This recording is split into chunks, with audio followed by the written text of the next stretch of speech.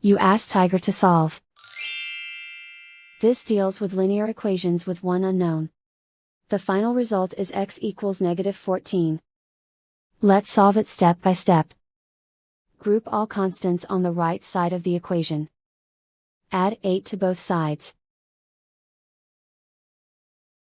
Simplify the arithmetic.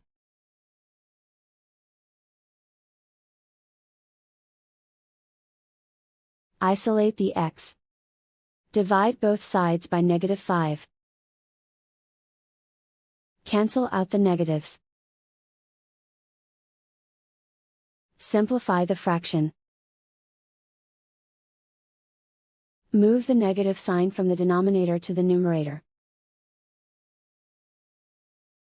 Find the greatest common factor of the numerator and denominator. Factor out and cancel the greatest common factor.